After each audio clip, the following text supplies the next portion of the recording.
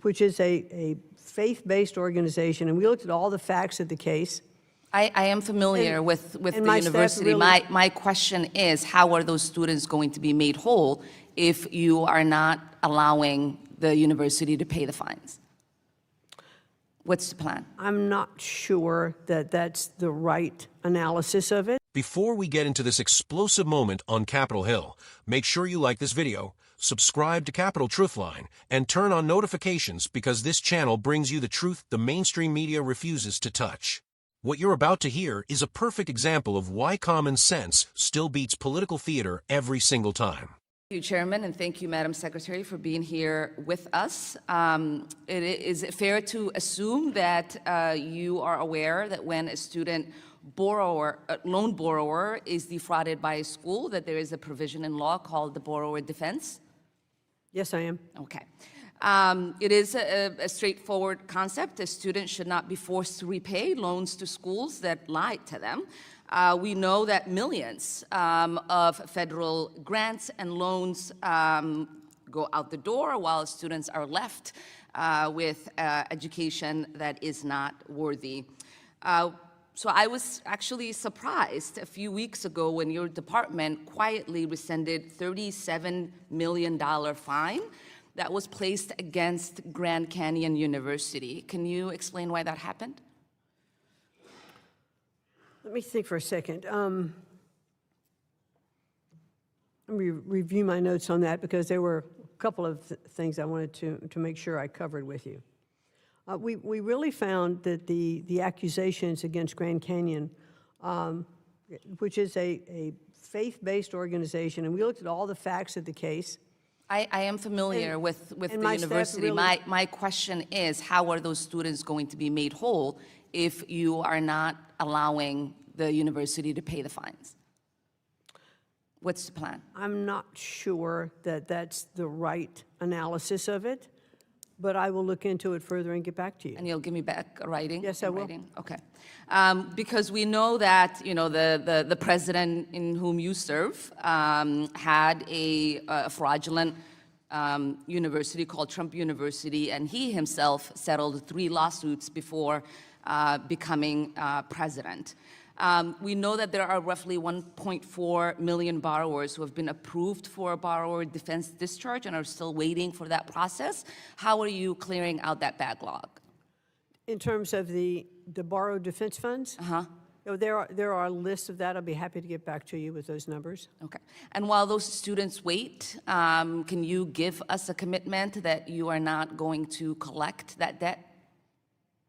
Yeah, I'll have to get back to you on that as to what the situation is. And I don't understand how that's a difficult question to say yes to. They've been defrauded. They are waiting for relief. While they wait for their relief, well, if they shouldn't have to pay back that debt. Well, if they've been defrauded and it's been adjudicated that they've been defrauded, then I will get back to you as to what the time frame is and why there's a holdup if there is. Okay. I'm not sure as I sit here right now. Wonderful. There was, I know that you've been questioned a lot on IDEA and its funding. I won't re-litigate those questions. I just have 2 particular questions to address, or 2 areas to address. We know that the IDEA, that you have gotten rid of the legal team that guides the states in implementation. How are you going to rectify that? I don't know what you mean by we've gotten rid of the legal team. We have had some reduction in force of There was a members. firing of the entire legal team.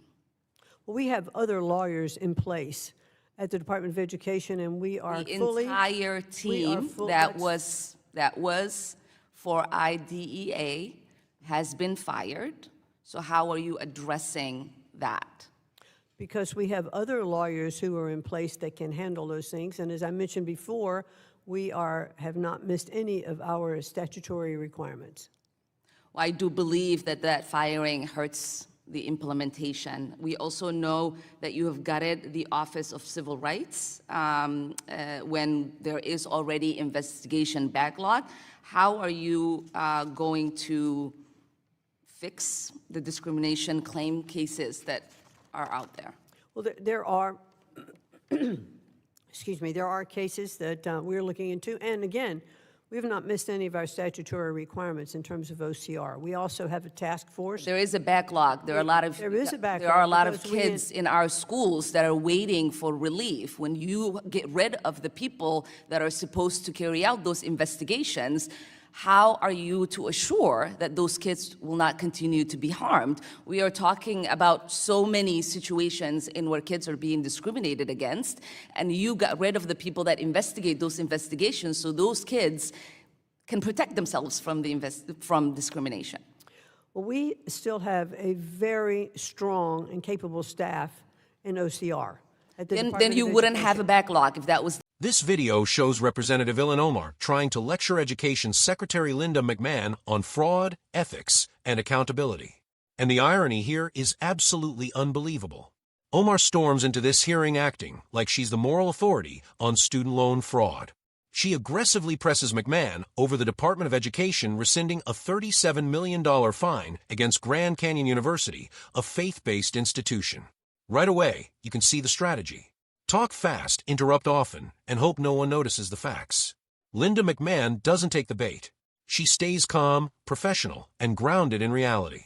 She explains clearly that the department reviewed the facts and found the accusations against the university did not hold up. That's called due process. That's how the rule of law is supposed to work in America. You don't fine people just because they don't fit your political ideology.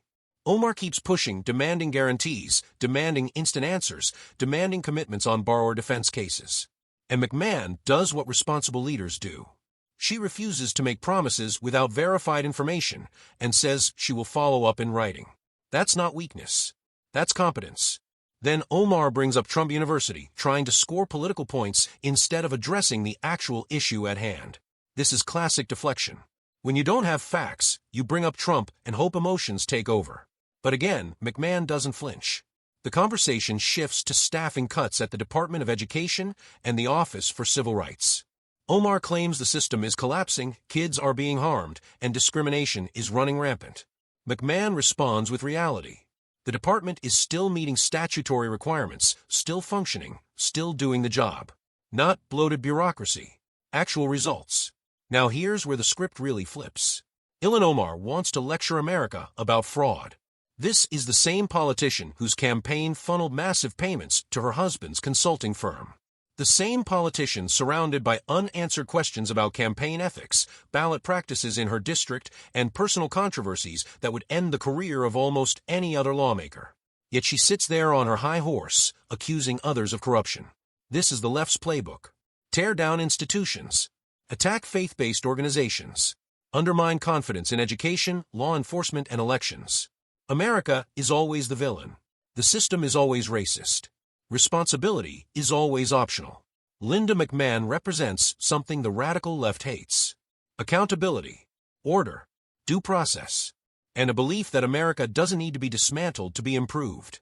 Ilhan Omar isn't interested in fixing education. She's interested in sound bites, social media clips, and tearing down the country that gave her everything. And Americans are getting tired of it. This exchange wasn't just a hearing. It was a clear contrast between leadership and chaos, between facts and feelings, between patriotism and permanent outrage. Capitol Truthline stands for calling this out every single time.